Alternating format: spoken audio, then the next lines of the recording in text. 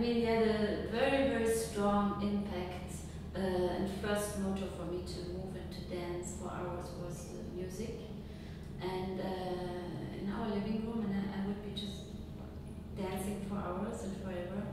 And it was, I mean, it was this childlike, pleasurable sensation about it, like to dance because the music does something to you, it fills you up, and it does in a way relate to life also, to our bodies and to life, and makes you vibrate and resonate, and so this is a very simple concept that you are moving or wanting to move to and with music, but I've been forgetting about it for a long time, and I've been very much into conceptualizing my ideas and reducing movement more and more, and the work became quite minimalistic for years, and at one stage I was suffering so much that I couldn't find a way anymore to just dance and to use this essential first motor of pleasure and dancing and bringing it in a form that I could still defend, because of course I moved away from dance in certain ways because I turned my back, because it was this thing of emptying out form and styles and all these things where I think a lot of us are rejecting, and this is why we're moving on in contemporary dance, and different forms are found. And I was wondering how to combine that thing that now thinking-wise and with the somatic practices and everything, thinking-wise I'm really somewhere else than as a child. But essentially, feeling-wise, I'm very close to when I was a child. And I wanna nourish that and see how this influence and this strong thing, how this can be a concept and how this can be intelligent and how this can be my conceptual dance now and my thinking, and how this can become maybe also a political idea. What is it? This essence of like understanding life through my body, through somatic practices, through bringing information in the form. So what informs the form? Very much what we were dealing with today, so very much operating on many levels of cells and nervous system and our dance practices, and I'm also coming from classical ballet, so there's so much form. And now rediscovering jumps with a BMC approach or pirouettes with a body-mind centering approach. It's a lot of fun, and being able to accept that virtuosity can be also a beautiful thing, but it doesn't need to be this emptied out idea of virtuosity and the mainstream idea of virtuosity. So what could be my new virtuosity and with music, no? This is the bridge, and this is both the boat and the river, I guess.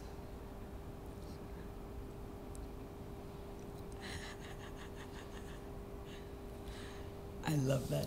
Except for we were probably like this, but I remember it like this. It's good.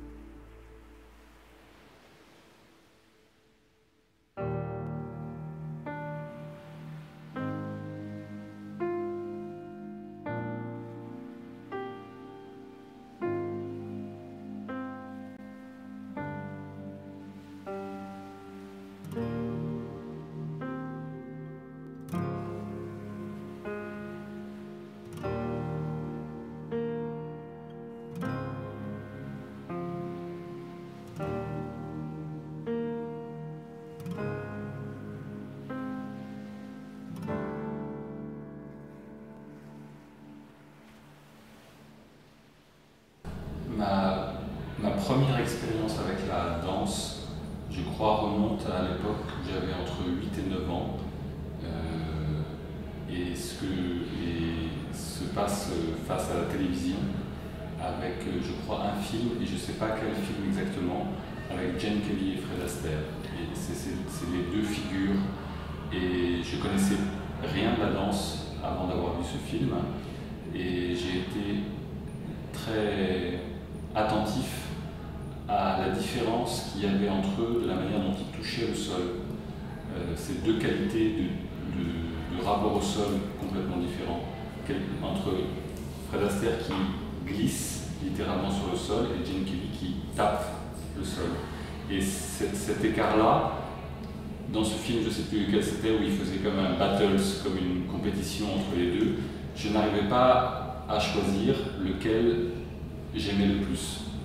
Dans les deux cas, j'étais complètement bouleversé par la manière dont il se saisissait du rapport au sol. Et je pense que cette expérience-là, j'ai commencé la danse un peu plus tard, et j'ai vraiment commencé à danser quand j'avais 21 ans. J'ai choisi de danser quand j'avais 21 ans.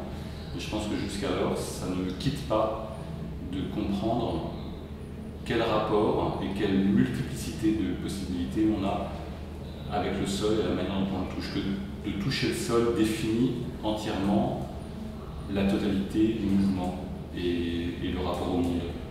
Et je suis toujours dans la situation de ne pas vouloir choisir entre frapper le sol ou glisser sur le sol. That's it. In English now.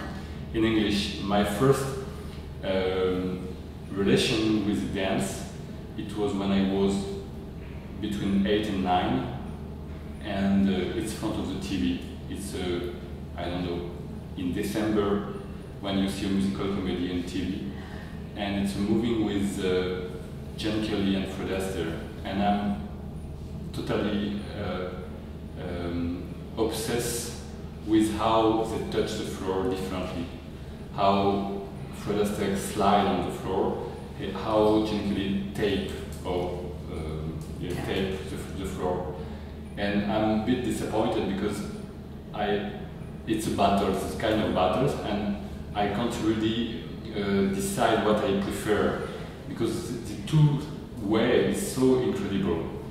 And I think I keep now this information for myself until this time, 40 years after, because it's the same. I don't choose. I think it's very important to do these two directions and to play with these two directions. And I really recognize now it's how you touch the floor you are in the world, in the dancing. Something that my very first contact teacher, who was Nita Little, I did kind of basically a master class with Nita. And something that she said, that very first one class that I did with her, she came through Vancouver. She was brought by Linda Rubin, who I just mentioned. And she had talked about contact improvisation as being the art of paying attention, the art of attentiveness. And that's something that always stuck with me. And that I still to this day, I think a lot about when I'm teaching class or when I'm preparing classes, how to harness your attention. And that the attention is it's a live thing. You know, it's not something that's in a box that's contained, that it's something that breathes and that lives, and that you can learn to harness deep inside, but also learn to expand your attention way out. And the thing that I always loved about contact improvisation, for me personally, is that it felt like it was a hybrid in some ways, and that I could find many of the other disciplines and forms and principles that I had been interested in all in one package. Yes, I remember taking these classes with Corinne Duval-Métral, and where she would, it was very much a technical class, French conservatoire style, and but she would use these images such as your hands are touching on the other side of the planet, and I loved doing it, and I knew it was efficient for the technique she wanted to support, and so. But what I actually liked was not to achieve this thing, but to feel my hands touching there, and it was I could just have the delight in that kind of sensation, and it was also not just my body there, but my hands going all the way, and passing over continents and countries, and here is a village and so on, and now here they touch, and that was great. And this is something that I think when I started making work, I was not so busy with this. I was really busy with what the body looks like and how is it looked at. But now I'm getting more and more interested again in this phenomenon as a question for choreography, for what is the relation and the absence of relation, or where does it connect and work in a different way between what you have in mind that makes you do something and the actual result of what people can see. But if I think of my early teachers in the Boston Ballet School, well, there's a few things that I think, which I felt I put into practice from me as a dancer and a performer, was Virginia Williams, director of Boston Ballet. Because I started so late, and I think she often would say it, she would always say, "Don't think, just do it." And she would say, just look around the room and imitate what you see. And I really realized that actually imitation is a great part of learning, and that's why I always feel bad when I can't demonstrate, or Yes, you know, understand. because I feel like you really learn a lot, and you're influenced from watching other people. And so that then leads to the other person that taught me a lot about dance was Maria Callas.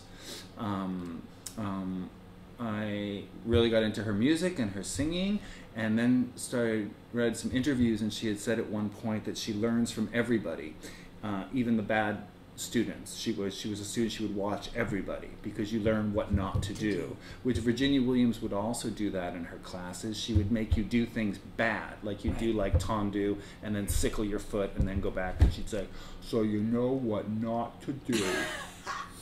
I remember the year 2006, and I was here at ImPulsTanz Festival, and I had a residence for upcoming artists from Austria.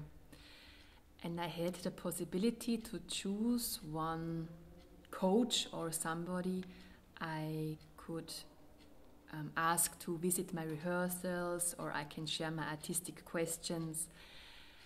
And I chose Jonathan Burrows. Oh, yeah. And I was inviting him to talk to me. And it was in the year 2006. And I was working with older people in this time, and I knew that I wanted to continue the work, and I wasn't sure whether I should. And I was showing him some video documentations of rehearsals I had with the older people, and I said to him, Jonathan, and I'm never sure whether it's enough what I do. And he said to me, when it is enough for you, it's enough for everybody.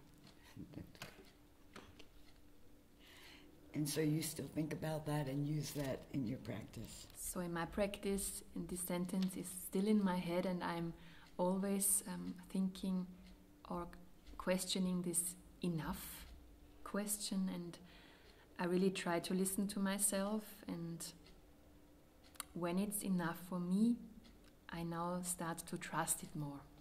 That's great.